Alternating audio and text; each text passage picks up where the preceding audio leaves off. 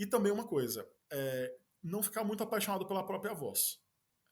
A gente não consegue aprender o que é aquilo que a gente acha que sabe. E isso eu vejo uma dificuldade para muita gente. A pessoa se apaixona tanto pelo próprio diário, pelo próprio blog, pelas próprias opiniões, pela própria visão do mundo, que perde totalmente a capacidade de escutar. E aí, para a profissão, gente, a pessoa não evolui. Passam-se os anos e nada acontece. Então, ouvidos bem abertos.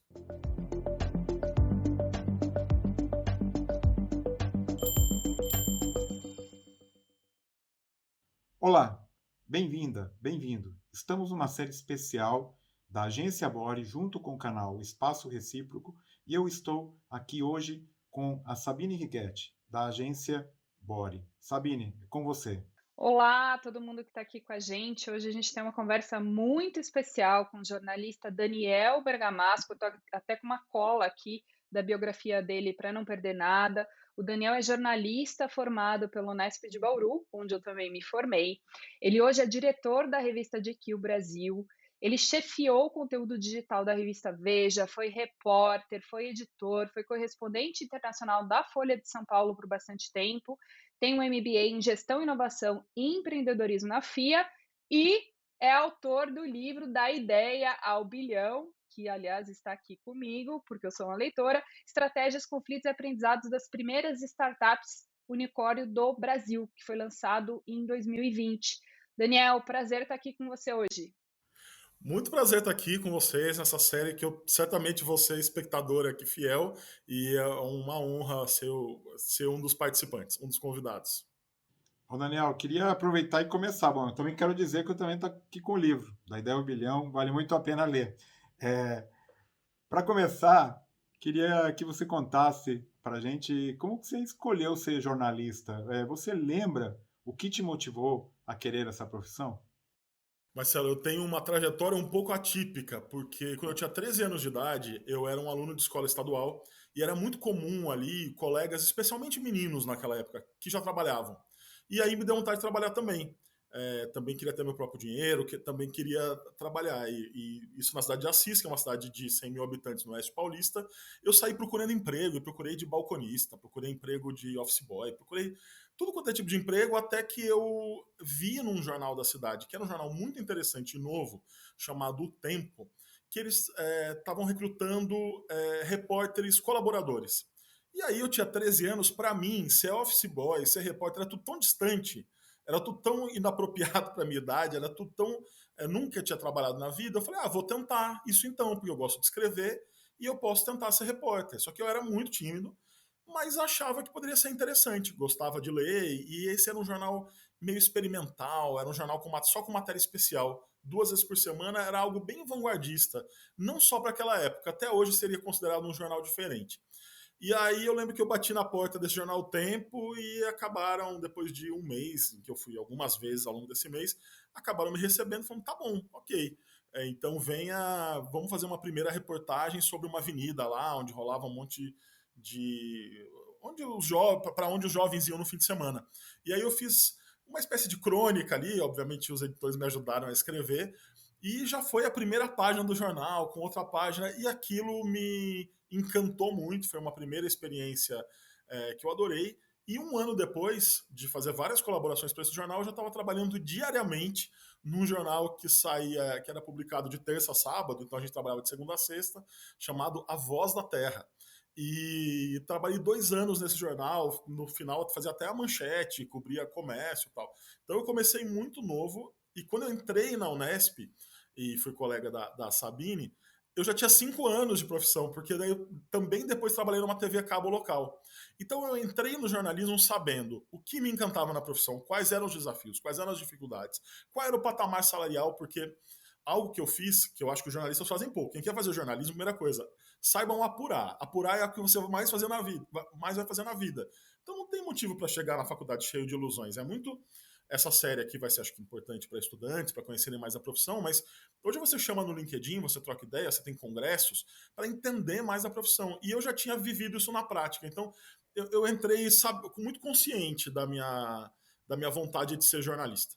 Daniel, então você começou no jornalismo adolescente, buscando um emprego e começou a trabalhar como jornalista, e na sua carreira até hoje, você tem uma trajetória que eu diria que até é um pouco rara, porque você passou por diferentes áreas do jornalismo, né? Você começou, quer dizer, começou não, porque você começou na adolescência, mas quando você chegou em grandes veículos, você estava lá numa cobertura de celebridades, e aí você foi para cidades, né? O que a gente chama de hard news, fez grandes coberturas. Eu me lembro muito do acidente da TAM em 2007. Aí você virou correspondente internacional, fez cobertura de política nas eleições dos Estados Unidos, hoje está cobrindo lifestyle. Quer dizer, é, como que é para você, como que foi essa transição no jornalismo? Você enxerga como uma transição? O que você consegue falar sobre essa sua trajetória? Esse perfil livre docente, né? A gente é uma célula-tronco, acho que é mais adequado aqui, não vou usar termos acadêmicos aqui com você e o Marcelo. Mas, não, é assim, eu sempre... Sabia que eu acho que mudou e não muda muito, porque a fórmula, a curiosidade e a intersecção entre os temas é o que mais me interessa. Então, assim, hoje em dia na DQ, eu acabei de baixar uma matéria, uma reportagem. Hoje eu estou falando com vocês aqui e a gente está fechando a revista. Tô no calor desse momento aqui, nessa agitação. Eu baixei uma matéria de moda que é uma super matéria de negócios. Tanto que na DQ eu fiz uma reforma editorial em que eu aboli aquele chapéu em que fala negócios, esporte.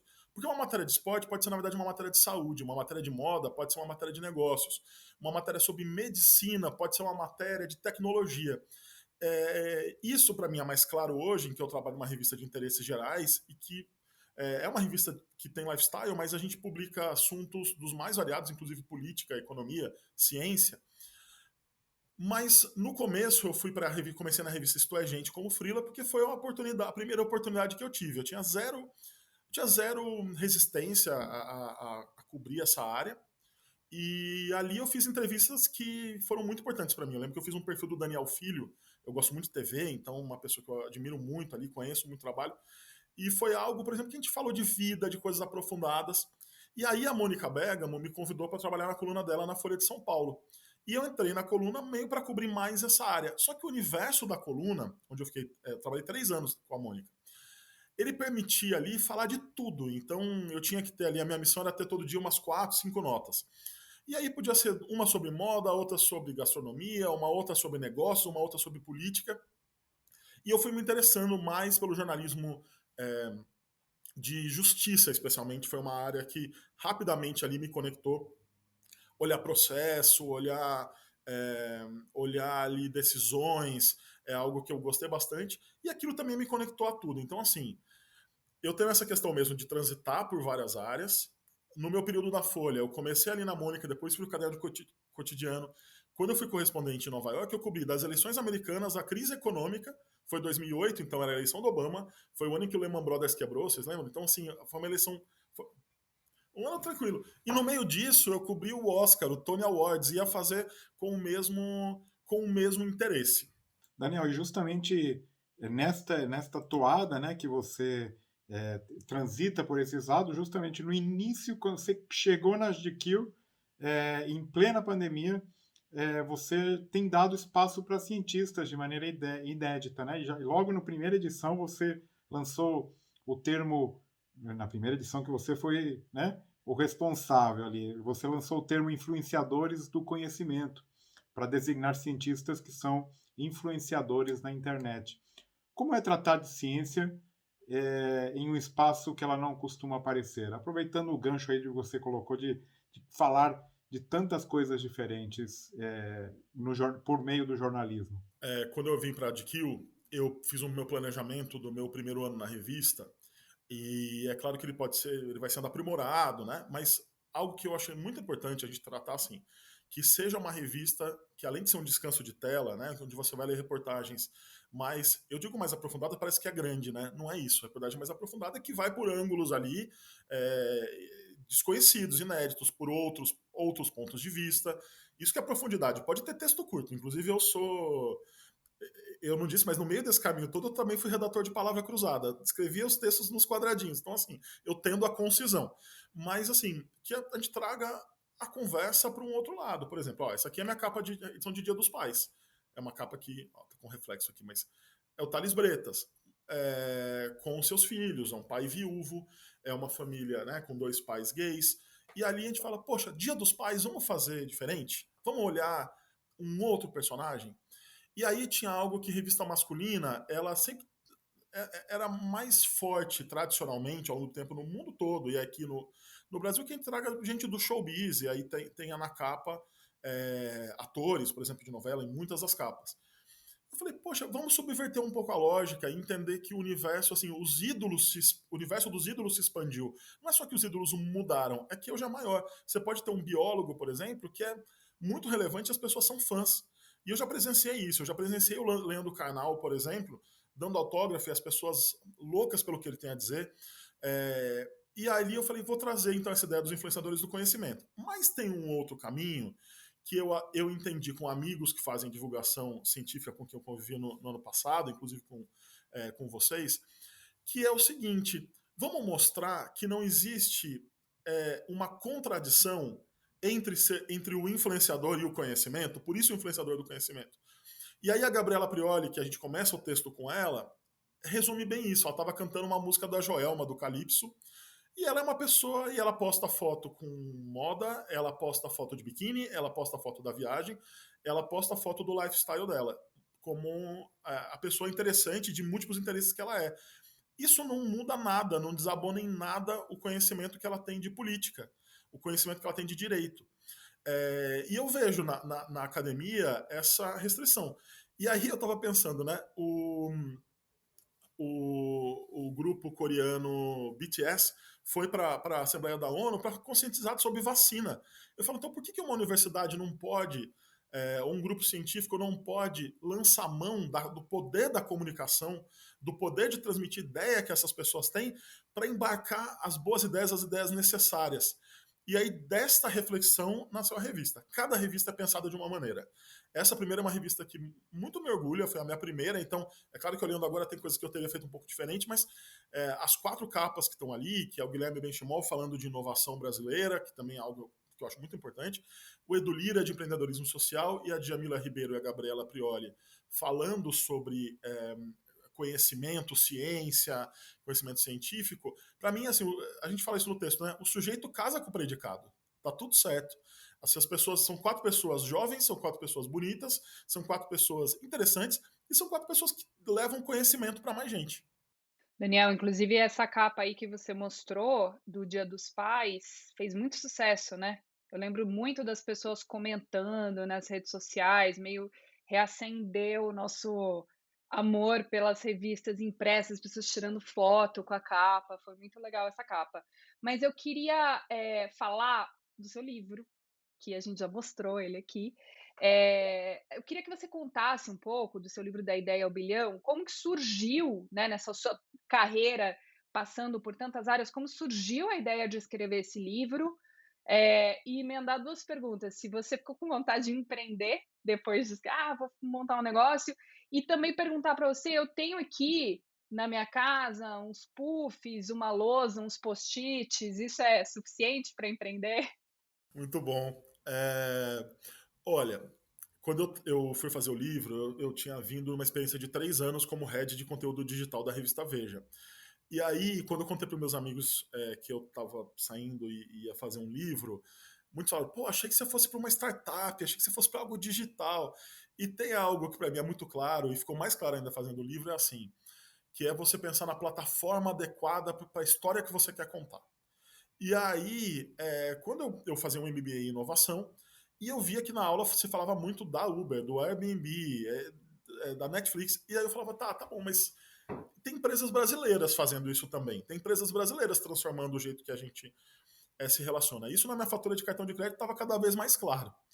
E aí eu via o Nubank, via o iFood, via a Log, via o Quinto Andar, mudando a forma como as pessoas se relacionavam. Eu falava, cara, essa história precisa ser contada. E eu fiz uma matéria sobre isso na Veja, mas quando eu fiz a matéria, me deu a sensação de que eu precisava me aprofundar mais. Era uma matéria de 6 ou 8 páginas, se eu não me engano, era uma matéria extensa, que eu fiz com 2 colegas e tal. E aí eu entrevistei parte, porque apesar de eu ter um cargo de gestão, eu nunca deixei de ser repórter. Para mim é o ponto até hoje, assim, eu falei que eu estou em fechamento aqui, tem uma matéria minha feita por mim nessa edição. E aí eu falei, bom, eu preciso me aprofundar mais. Então, a primeira ideia foi fazer daquilo um meu TCC no MBA, meu trabalho de conclusão. E aí eu falei, putz, mas isso dá um livro bom. Aí é jornalista falando, né? Isso dá um livro interessante. Por quê? Por que livro? Por que não podcast? Por que não... Porque é algo que eu queria fazer que eu queria também ter bastidores. E ali para podcast eu teria que ter uma estrutura muito grande, da qual eu não dispunha, para contar uma história em que também tem a office e como contar esse off. Então, falei, um livro eu tenho mais liberdade ali para resumir as cenas e as entrevistas da maneira que eu conheci, que eu ouvi. E vai ser um descanso de tela, vai ser aquele momento, porque todo dia tem novidade sobre o Nubank, todo dia o Nubank está numa lista nova de alguma coisa, mas vamos falar um pouco da fundação, das bases ali, de como aquilo aconteceu. Porque senão parece que os fundadores ali saíram da piscina de bolinha roxa, tipo de férias com ex, sabe? Que a pessoa sai da água, tipo Garota do Fantástico, parece que saiu do nada ali, e não é do nada, existe ali método, conhecimento para aquilo. E aí, quando você fala essa história esse post-it, puff colorido, é isso. Muita gente tenta inovar achando que é isso. Você vai uma estética de inovação. Vamos inovar, vamos pensar fora da caixa. Essas coisas que não querem dizer nada, gente. Nada, nada.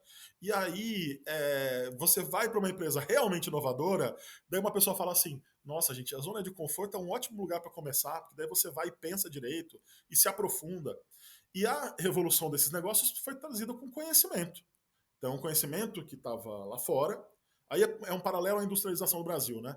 Na industrialização do Brasil, ela foi feita por gente de fora que veio para esse Eldorado para empreender, Matarazzo, Martinelli, e por pessoas que estavam aqui e foram para fora buscar conhecimento, como Barão de Mauá, e voltaram para cá e empreenderam. Digitalização é a mesma coisa. Quase todo mundo ou é estrangeiro ou veio de uma experiência acadêmica no exterior. Então, essa fusão de conhecimento, tá longa a resposta, né? Mas essa fusão de conhecimento e prática é o eixo do livro, e me pareceu que era interessante ser como livro. E o que eu aprendi ao longo do livro? Que nestas empresas, os livros físicos, ou tudo bem, Kindle, mas assim, livro físico, rola muito nessas empresas. Um exemplo, na Stone, no processo seletivo do trainee, tem um momento que tem lista de livros igual a FUVEST, em que você vai ler um livro, você vai relacionar a tua vida com o que aquele livro diz com a tua visão sobre a empresa. Então, eu adorei fazer esse livro. Foi uma grande experiência, uma experiência de muito trabalho. Tem gente que fala, você saiu num sabático para escrever um livro, né? Finalmente, de boa. Não, não é nada disso. Assim, foi um trabalho de muitas horas ali trabalhadas, mas eu gostei bastante do resultado. E a vontade de empreender, eu me vi muito como um intraempreendedor. Eu me identifico com muita coisa que esses empreendedores dizem, mas o intraempreendedor, que é uma palavra, estamos em busca de uma palavra mais bonita para isso, né? Mas é a pessoa que dentro de uma organização faz projetos, tem ideias, projetos com começo, meio e fim e grandes. Então, me identifiquei mais com essa figura que dentro de uma organização ajuda nessa transformação. Antigamente se dizia que era uma pessoa inquieta, né? Um inquieto interno, digamos assim. Exatamente. Agora virou intraempreendedor. Concurso de soletragem. Eu ia dizer, fica aí a dica para quem quer empreender, ler o livro do Daniel antes de comprar a lousa e o puff. Mas lembrar que nem todo mundo vira unicórnio, né? Isso que é também uma lição importante aí do livro, porque realmente não é fácil empreender e o caminho é longo e complexo. E envolve sorte também, como tudo no meio do caminho. Assim, a base é conhecimento. Para essa área, digitalização acima de tudo, suor, sangue, isso vai ser fundamental. Mas assim, tem que partir de conhecimento, porque o jeito de modelar um negócio mudou muito. Bom, voltando um pouco aqui para a tua vida, para a tua biografia, eu queria saber se teve algum dia que você consiga lembrar que você parou e disse: foi para isso que eu fiz jornalismo. Foi alguma cobertura marcante, um dia especial? Você consegue lembrar um dia especial que te marcou? Eu posso tentar puxar da memória, mas eu acho que não, eu vou te falar por quê. Quando eu estou numa cobertura, pode ser o do acidente da TAM, como o que a cobertura que a Sabine citou, que é uma cobertura muito triste. Eu fiquei lá 24 horas. Eu cheguei. Eu tinha chegado. Não, fiquei lá 24, eu tinha chegado no meio-dia para trabalhar. O acidente foi no fim do dia. Eu trabalhei até o meio-dia do dia seguinte. Foi uma cobertura extensa. Ou se eu estou numa cobertura como Eu voltei agora dos desfiles da alta sartoria da Dolce Gabbana, que estão lá muitas celebridades e são desfiles lindos e tudo mais. Eu estou sempre ali muito concentrado na reportagem que eu vou fazer. Então, assim, no momento da cobertura, não é algo. Eu posso estar falando com alguém, por exemplo, eu lembro de entrevistar o Ronaldo e é uma pessoa que eu admiro muito. Acho o Ronaldo fenômeno. Alguém ali que tem uma história no futebol brasileiro que, para mim, é a história que mais me comove, mais me interessa.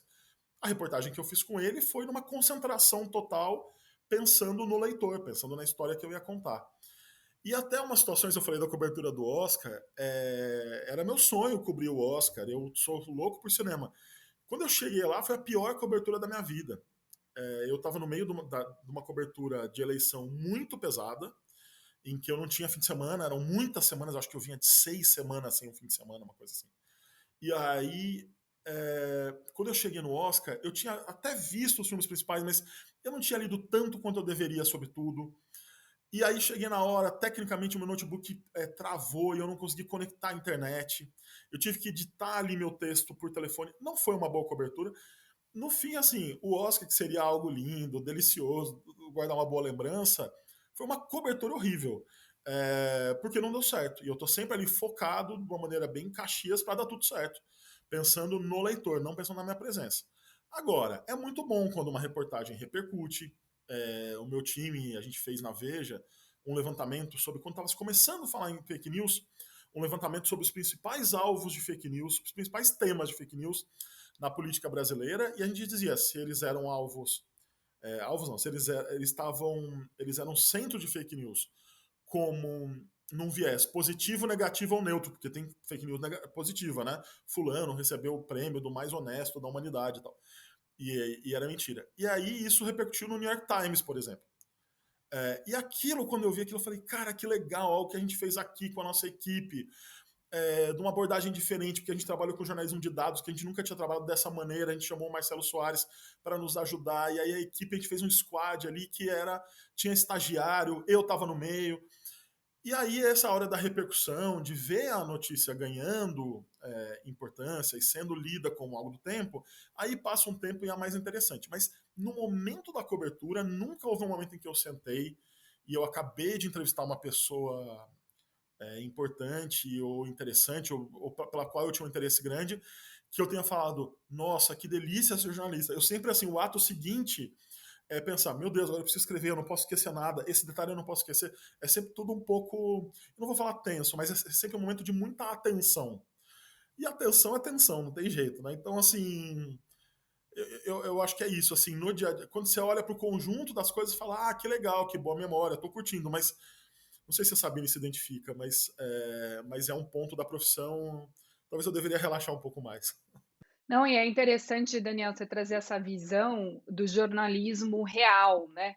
De uma cobertura que leva 24 horas. Acho que quem trabalhou em redação, em hard news e passou por histórias, né, por notícias fortes, teve essa experiência, né, de trabalhar 24 horas ou trabalhar 6 finais de semana seguidos. Isso é o jornalismo, né? Então, você está lá no meio do furacão e é importante dimensionar, né, que ser repórter é isso, é trabalhar loucamente.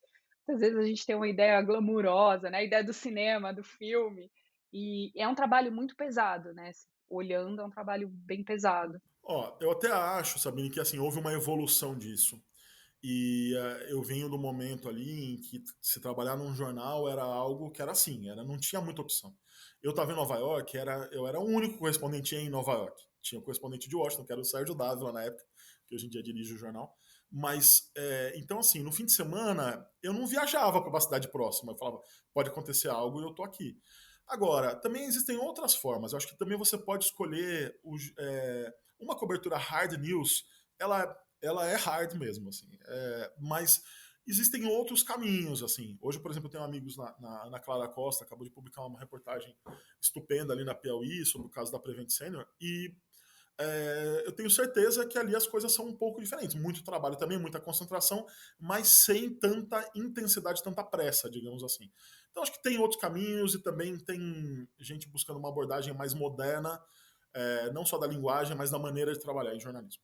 Eu queria justamente te perguntar isso, sobre essa evolução, né, a gente viu o jornalismo mudando muito na nossa trajetória aí, uns 20 anos, você até mais de 20 anos, né, 30 anos aí quase trabalhando, começou quase na infância.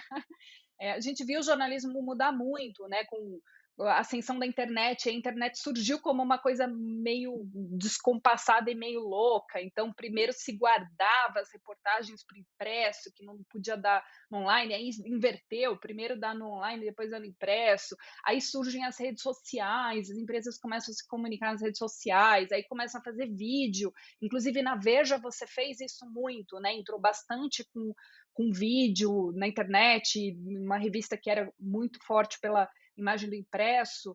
Então a gente viu o jornalismo mudando muito, as redações diminuíram, surgiram outras novas formas de se comunicar e de fazer reportagem. Como que você vê, uma pergunta meio difícil, né, futurística, mas como que você vê o jornalismo daqui a uns 10 anos? Assim, o que, que você está vendo de tendência? Esse caso que você mencionou da revista Piauí, quer dizer, o que, que você acha que vai ficar? Olha, a gente está no meio de tanta mudança. A agência Bora, eu acho que é um resultado disso. De você entender ali que esse letramento científico da redação é fundamental. E aí, para mim, a agência é um reflexo, um dos reflexos, e a de que o que eu estou procurando fazer também é um reflexo disso, de uma necessidade de mais consistência. No momento assim, no momento que todo mundo teve direito a Instagram, os fotógrafos não estão em baixa, porque todo mundo tem direito a Instagram, todo mundo faz suas fotos. Uma foto profissional, uma foto profissional. É, eu acho que isso é mais fácil de ser percebido por muita gente do que um trabalho de texto, do que um trabalho de apuração ou de vídeo, mas do que uma reportagem. E aí, então o que eu vejo ali assim são iniciativas trazendo mais consistência para as redações, o que é muito e para iniciativas jornalísticas. Porque em algum momento você teve muita iniciativa independente que era muito amadora no mau sentido, não amadora no sentido da luz não tá boa, mas da apuração, da checagem, daquilo não ter a mesma qualidade tradicional. Então, tudo bem, acho que tem que ser amador pela paixão que você tem pela profissão, mas o profissionalismo ele é fundamental e ele é conquistado não só com postura, com conhecimento, com buscas. O jornalismo de dados é algo que para mim já mudou muito a minha vida, assim. Então, o jeito, a maneira de enxergar novas possibilidades de reportagem, citei uma delas, mas houve outras ali em que já presenciei ali assim, com dados a gente conseguir fazer uma checagem em um dia que a gente demoraria 20 dias com muitas pessoas. Além disso, vejo algo mais pessoal, presencial e completo, assim, em oposição ao mundo do Zoom, que é muito mais fácil se entrevistar alguém, inclusive é uma coisa cada vez mais comum, entrevista por WhatsApp, a pessoa manda áudio respondendo. Eu não adoto isso, a gente não faz entrevista por e-mail, na revista. Cada vez mais ir aos lugares, eu apurei o livro antes da pandemia. E o fato de eu ter ido aos lugares mudou tudo, assim, são entrevistas que pelo Zoom não teria sido a mesma coisa. E aí, ao apurar um livro e fazer uma. Então, assim, aproveitar as vantagens da tecnologia, mas 2 passos para trás nessa importância de estar presente, de falar com as pessoas, de entender, para além dos números, para mim é uma tendência muito clara. O Daniel, e conta um pouco como você fez essa transição para GQ durante a pandemia. Agora eu estou vendo que você está ali na redação, provavelmente, né? A minha curiosidade, não sendo jornalista, é entender um pouco do dia a dia de uma pessoa como você, que é diretor de conteúdo, né? O diretor, de uma maneira geral, da própria revista. Queria que você contasse um pouco a dinâmica de trabalho, o que funções você precisa desempenhar, como que é a dinâmica aí tua e também dos jornalistas da equipe que você coordena. Olha, eu tenho um time ali que se divide ali em um núcleo mais visual e um núcleo mais jornalístico, digamos assim. Então, hoje eu participo de algo com muito mais detalhes do que eu fazia quando eu trabalhei na Veja São Paulo ou na Veja, por exemplo, que é pensar num ensaio, por exemplo, ó, aqui é a capa de setembro, aqui é o rapper Xamã. Tudo foi pensado, esse cenário, a locação, a roupa que ele tá, a belina que ele tá aqui em cima. A gente pensou, eu tô falando só da capa, tá? Dentro tem mais um monte de coisa. Então, assim, a produção para isso, o stylist aqui, que nesse caso foi o Gabriel Feriani da nossa equipe, fez uma produção em muitas grifes, em muitas marcas nacionais e internacionais, e joias e relógios, e a gente pensa um pouco de tudo, e aí não é só visual, tem o conceito, né? O Xamã, por exemplo, é um super ídolo, é uma figura, tem um público feminino super forte e tal, mas tem algo assim, se a masculinidade hoje, o machismo é algo cada vez mais atacado, e a masculinidade passa por uma revisão, o fato dele estar de esmalte na unha, não é só algo de moda, não é só algo de estilo, é algo que tem uma ideia e tem mais profundidade. E aqui, por exemplo, por que a gente está aqui na velha fábrica da Antártica, na Moca? Porque a textura é algo que está forte na moda brasileira. Então, é algo que, depois de tanto tempo nessa esterilidade do zoom que a gente ficou, textura é algo que veio muito mais forte, né? Uma maneira assim de trazer visualmente o toque, a sensação, a sinestesia. E aí, então a gente tem, as roupas são cheias de textura, o cenário é cheio de textura. é, E daí tem outros motivos para a gente ter feito lá, pensamos em muitos outros aspectos. Ele é primeira pessoa com ascensão indígena na capa da revista, então a gente também pensou em fazer um contraste urbano, tem algo um pouco futurista no cenário, e tem alguns motivos para isso. Então, eu não tenho uma rotina de te dizer assim, os dias são muito diferentes entre eles, mas algo que é muito frequente é que em muitos momentos eu vou sentar com o meu time visual, editor de foto, editora de arte, designer, stylist e convidados que a gente tiver para falar, para pensar, planejar um ensaio fotográfico, não só uma capa. Além disso, a gente pauta as reportagens, o redator-chefe Leandro Nomura pauta diretamente grande parte das reportagens, mas eu pauto diretamente muitas também, converso com os repórteres no começo, no meio do caminho, para saber como está sendo. Depois eu recebo o texto, às vezes eu edito diretamente também, ou então um dos editores me manda ali o texto já pré-editado e eu leio. Isso é pensando na revista impressa. E aí a revista impressa é um dos pontos aqui de um ecossistema aqui de conteúdo. Então, temos o site, o nosso Instagram, onde a gente está tentando trazer algumas inovações. No começo do ano eu quis estrear no TikTok, então a gente fez uma série de vídeos ali para colocar a DQ Brasil no TikTok. Então a gente pensa, um pouco assim, outro dia alguém me perguntou qual é o percentual do seu tempo dedicado ao online, qual é o percentual ao impresso? Eu falei, é fácil responder, é 100% ao impresso e 100% ao online, total de 200%. Então, e além disso tem eventos, que também já estamos pensando aqui no Man of the Year, que é uma premiação tradicional da GQ em todo mundo, e outros compromissos. Então, é uma rotina agradável, instigante, muitas vezes longa, mas desafiadora. Falo com muita gente interessante ao longo do dia, jornalistas, criadores de várias áreas, designers e também entrevistados. Espero daqui a pouco poder voltar a almoçar e jantar com as pessoas, que é algo que, dada a atual situação da pandemia, eu continuo não fazendo. Legal, Daniel, você falou muito de foto, né? A GQ tem uma preocupação e um olhar muito especial, né, para a produção das fotos da capa, como você explicou super bem. Então vamos aproveitar e falar de fotos, porque você enviou aí para a gente algumas imagens e a gente queria que você contasse um pouco a história dessas fotos. Bom, a primeira eu adivinho, porque você comentou aí, tinha até cabelo, né? Quando você estava ali trabalhando de jornalista no jornal, né? Era bem jovenzinho. Essa foto eu estava no Voz da Terra, e aí eu me lembro, o capacete não é meu, não estava de moto contra a lei. Era um capacete de uma colega que estava em primeiro plano nessa imagem, e aí o colega Eric Clayton, que era fotógrafo, veio tirar uma foto. Eu estava super gripado no dia, eu lembro que eu fiquei muito bravo com ele.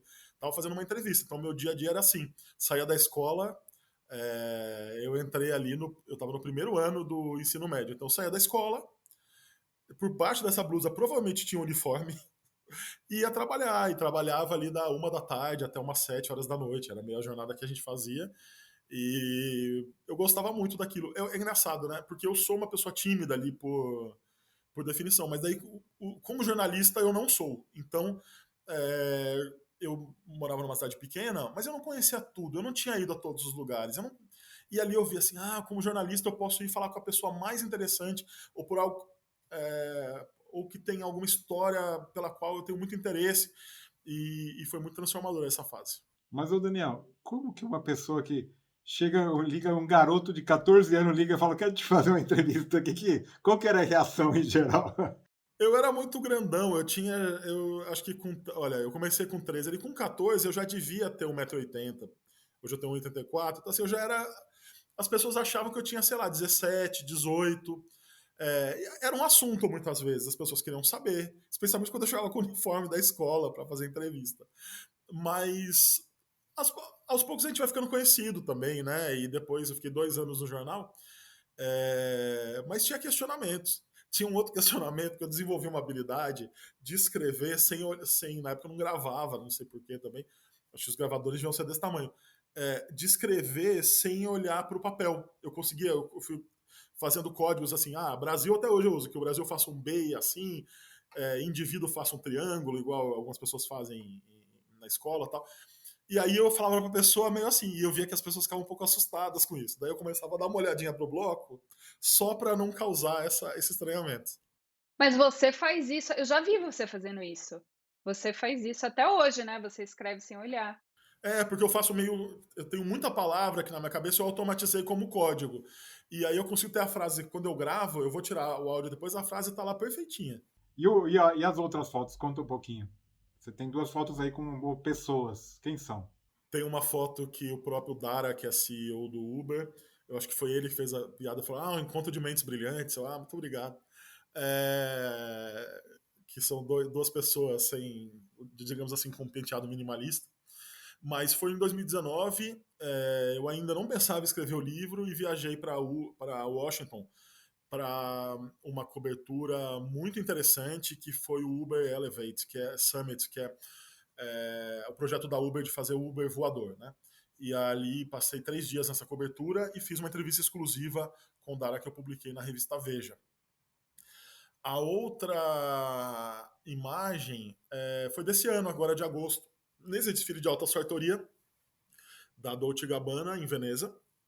E eu tô aqui com o Stefano Gabbana, foi interessante conhecê-lo. E eu nunca pedia para tirar, nunca tirava foto com ninguém, mas alguém do lado falou: vou tirar uma foto de vocês, estavam entrevistando. Era um momento mais descontraído e foi interessante conhecê-lo, assim. Eu vou fazer uma reportagem, eu vou enviar essa foto, não é à toa, né? Porque a gente quer fazer um merchan aqui da revista. Em outubro, agora na edição de outubro, que vai ser uma edição fantástica, fantástica, e vai ter muita reportagem na conexão entre moda e o mundo, moda e negócios, moda e inovação, moda e transformação.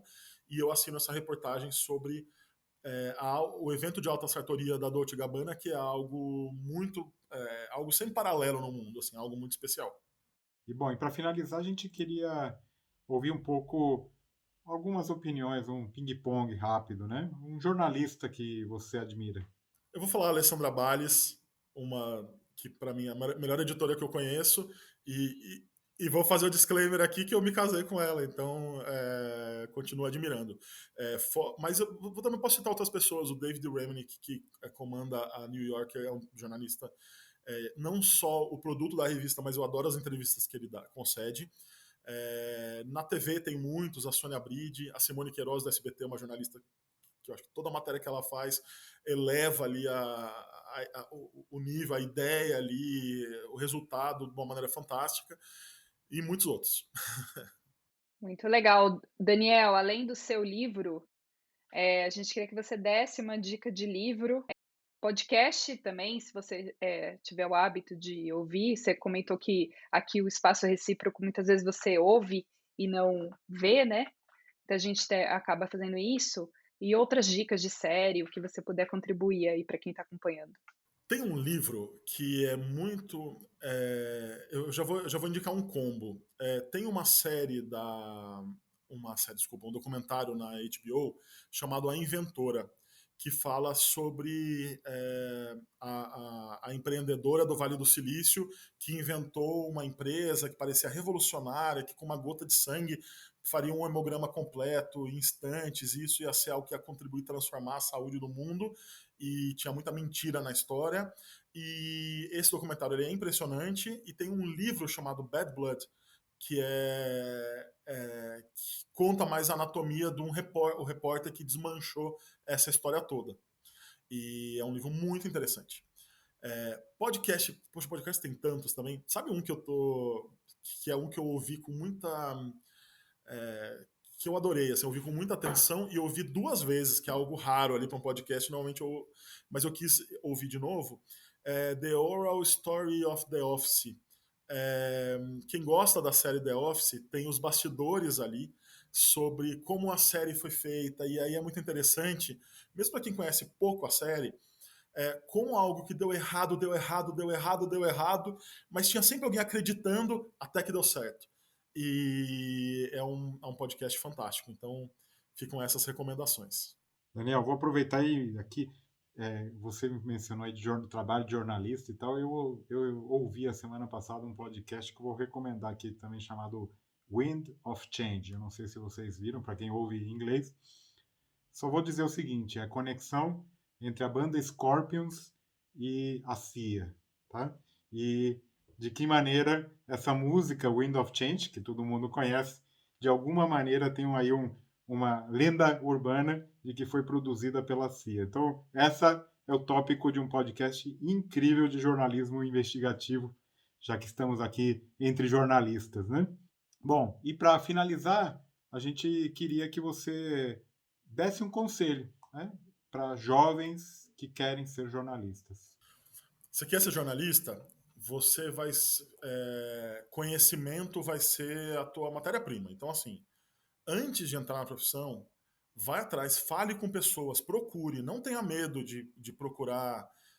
Assim, são todos seres humanos, gente. Então, assim, procura jornalista brasileiro, procura jornalista estrangeiro, leia sobre a profissão, se informe sobre a profissão, sem ficar intimidado. E tente, de maneiras, às vezes você vai num approach aqui, não dá tão certo, tenta de outra maneira com outra pessoa, e veja, entenda bem o que é a profissão, entenda bem o que é o curso. Tem algo que eu vi no manual de redação da Unesp, se eu não me engano, ou no Guia Abril do Estudante, não me lembro, mas estamos falando de algo de algumas décadas atrás, que era assim, lembre-se uma coisa, que a escola é uma coisa, o vestibular é outra. O vestibular é uma coisa, a faculdade é outra. A faculdade é uma coisa, a profissão é outra. E a profissão é uma coisa e a vida é outra. Eu lembro de ter lido isso com uns 16 anos de idade. Eu nunca me esqueci, e quanto mais o tempo passa, eu vejo que isso é verdade. Então, assim, na hora que você está pensando nas coisas, por exemplo, minha profissão eu falei isso, né? Ah, que legal, então você vai cobrir o Oscar, você vai viajar para um desfile de alta costura, ou então você vai estar num acidente, cobrir guerra, ou você vai estar num acidente aéreo, cobrindo ali as consequências do acidente aéreo. Tudo isso não é a sua vida.